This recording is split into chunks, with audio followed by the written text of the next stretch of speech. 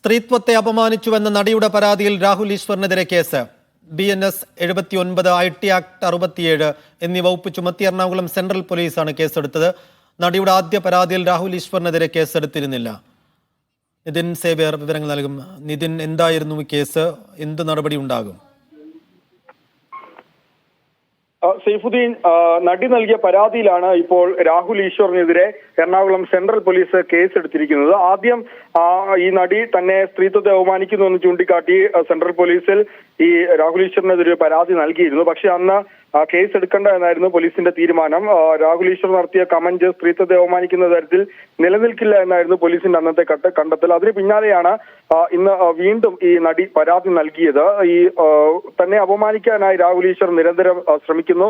അതിനുവേണ്ടി പുരുഷ സംഘടന ഉണ്ടാക്കി അതിന്റെ ഉദ്ഘാടന ചടങ്ങിലടക്കം തനിക്കെതിരെ മോശം പരാമർശങ്ങൾ നടത്തുന്നു. നേരത്തെ തനിക്കെതിരെ ലൈംഗിക അതിക്രമം നടത്തിയ കേസിലെ പ്രതിക്കൊപ്പം ചേർന്ന് അല്ലെങ്കിൽ തനിക്കെതിരെ മോശം പരാമർശങ്ങൾ നടക്കുന്നതടക്കമുള്ള കാര്യങ്ങൾ ചൂണ്ടിക്കാട്ടിയാണ് നിലവിൽ ഇപ്പോൾ രാഹുൽ ഈശ്വറിനെതിരെ നടി പരാതി നൽകിയിരിക്കുന്നത്. BNS 79, IT ആക്ട് 67 എന്നിവ പ്രകാരമാണ് നിലവിൽ പോലീസ് കേസ് രജിസ്റ്റർ ചെയ്തിരിക്കുന്നത്. അല്പസമയം മുൻപാണ് ഈ കേസ് രജിസ്റ്റർ ചെയ്തത്.